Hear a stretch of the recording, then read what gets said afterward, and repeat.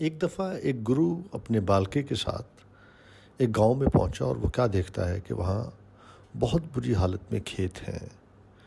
کھیت ہریالی دے سکتے تھے، خوشحالی دے سکتے تھے، کھیتوں میں بہت کچھ اگایا جا سکتا تھا، لیکن اس کے باوجود کھیت بنجر اور ویران تھے۔ گرو کو بڑی حیرانی ہوئی۔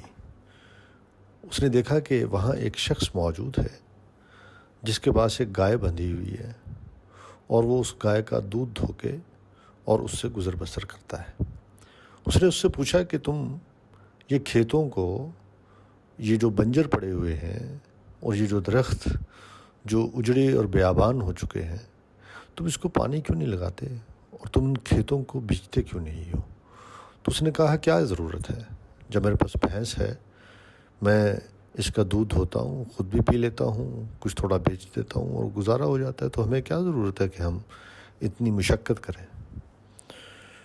گرو اس کی بات سن کر بڑا حیران ہوا، لیکن شام کا وقت تھا، رات ڈھل رہی تھی، تو اس نے اپنے بالکے سے کہا کہ ہم رات کو یہیں قیام کریں گے، اور وہ دونوں رک گئے۔ آدھی رات کو گرو نے اپنے بالکے کو اٹھایا اور کہا کہ اٹھو، ہمیں جانا ہے۔ بالکے نے بڑی حیرانی سے پوچھا کہ کیوں گرو جی، رات کے اس سمے، جب آدھی رات ہے اور باہر بہت اندھیرا ہے، ہم کہاں جائیں گے؟ تو گرو نے کہا کہ نہ صرف یہ کہ ہمیں جانا ہے بلکہ ہمیں ایک کام بھی نپٹانا ہے۔ تو اس نے اور حیرانی سے دیکھا اور کہا کہ ہمیں ایسا کیا کام ہے جو ابھی اسی وقت ہمیں نپٹانا ہے؟ تو گرو بولے کہ ہمیں اس گائے کو، یہ جو ساتھ والی پہاڑی ہے، اس پہ لے جانا ہے اور اوپر سے دھکا دے دینا ہے تاکہ یہ مر جائے۔ بالکا چاہتا نہیں تھا کہ وہ ایسا کام کرے، لیکن گرو کی محبت میں اور گرو کے حکم کے آگے اس کی مجال نہیں تھی کہ وہ انکار کر پاتا۔ لہٰذا نہ چاہتے ہوئے اس نے بھینس کو، وہ جو گائے تھی، اس کو ساتھ لیا گرو کے، اور اس کو ہانکتا ہوا پہاڑی کے اوپر لے گیا اور پھر وہاں سے جا کے دھکا دے دیا۔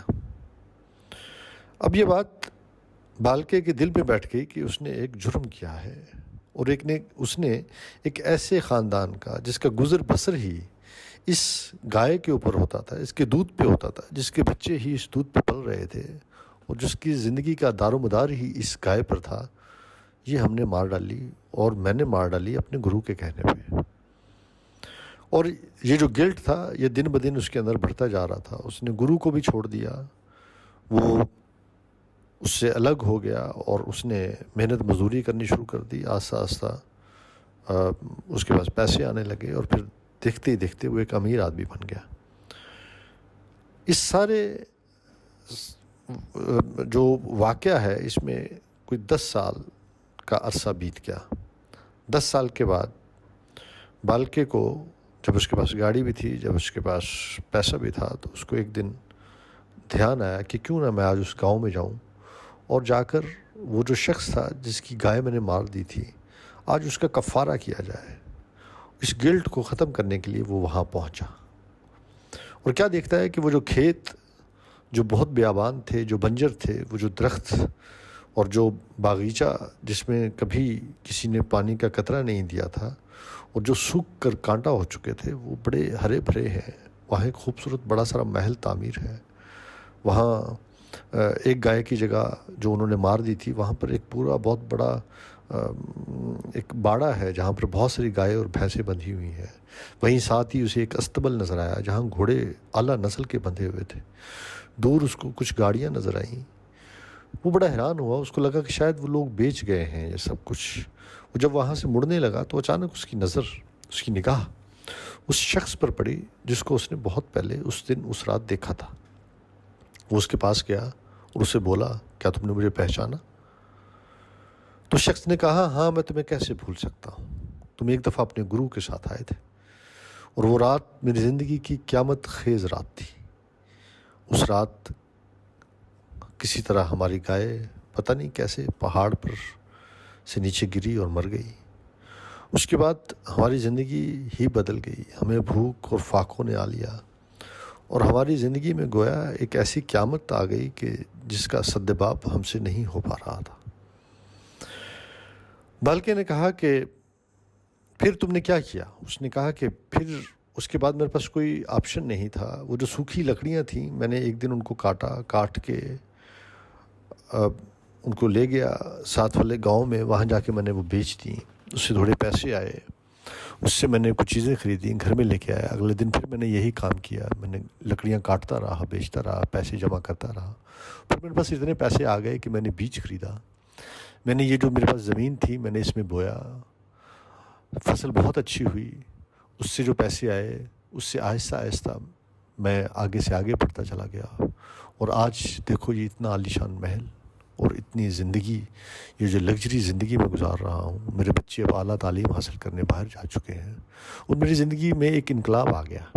تو اس نے کہا یہ انقلاب تو تم پہلے بھی لا سکتے تھے. تو اس نے کہا پہلے میں اس لیے نہیں لے کے آ رہا تھا کہ میری زندگی میں آسانی تھی. اس گائے کا جو دودھ تھا وہ میری زندگی کو آسان کیے ہوئے تھا. مجھے کیا ضرورت تھی کہ میں اتنی مشقت کرتا, لکڑیاں کاٹتا, باہر لے جاتا, ہل جوتتا, بیج اگاتا, فصل اگاتا, اس کو پانی لگاتا, اور پھر اتنے تردد اور اتنی محنت اور مشقت کے بعد جو ہے میں وہ سب کچھ حاصل کرتا جو مجھے بنا کچھ کیے گائے کے دودھ کی صورت میں مجھے مل رہا تھا. میں تھوڑا بہت چارہ ڈال دیتا تھا اور مجھے دودھ مل جاتا تھا اور اس دودھ سے میں گزارا کر لیتا تھا. تو وہ بڑا حیران ہوا بالکا, اور اسے اپنے گرو کی ذہانت, فطانت اور اس کے ویژن کے اوپر اس وقت رشک آیا اور اسے احساس ہوا کہ اس نے کتنا غلط سوچا اپنے گرو کو. دراصل اس کے گرو نے اس کی زندگی کے اندر اس کسان کی وہ جو اپنی زندگی گزار سکتا تھا, جو لگژری لائف گزار سکتا تھا اور جو اس نے سہل کر رکھی تھی خود اپنی ہی وجہ سے, اس کی زندگی سے اس چیز کو نکال دیا. دراصل اس کے گرو نے احسان کیا تھا اس پر, اس کسان پر. دوستو بات یہ ہے کہ آپ کو بھی یہ دیکھنا ہے کہ کہیں آپ کی زندگی میں کوئی ایسی گائے تو نہیں ہے, کہیں آپ کی زندگی میں کوئی ایسی اندیکھی رسی تو نہیں ہے گائے کی صورت میں جو آپ کی ٹانگوں سے, آپ کے پاؤں سے, آپ کے بازوؤں سے بندھی ہوئی ہے اور جس کی وجہ سے آپ سہل ہو چکے ہیں. ہم بہت ساری نوکریاں صرف اس لیے کر رہے ہوتے ہیں کہ ہم رسک نہیں لیتے, ہم مشقت کے اپنے آپ کو عادی نہیں بناتے, ہم سہل ہو جاتے ہیں, ہم آرام پسند ہو جاتے ہیں. ہمارے اندر وہ چیز نہیں رہتی جو ہمیں آگے لے کے جاتی ہے, اور ہم آہستہ آہستہ آہستہ آہستہ مرہون منت ہو جاتے ہیں, محتاج ہو جاتے ہیں اس بھینس کے, اس گائے کے جس کے دودھ پہ ہم گزر بسر کرتے ہیں. یاد رکھیے ہم سب کی زندگیوں میں ایک گائے موجود ہوتی ہے, کوئی نہ کوئی گائے موجود ہوتی ہے, کوئی نہ کوئی اندیکھی رسی, اندیکھی زنجیر ہمارے پاؤں سے, ہمارے ہاتھوں سے, ہماری گردن سے بندھی ہوتی ہے اور ہم بس کر رہے ہوتے ہیں.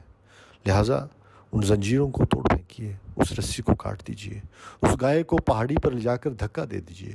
یقین کیجئے آپ کی زندگی بدل جائے گی. آپ تھوڑا سا اپنے آپ کو مشقت کا عادی کر لیں.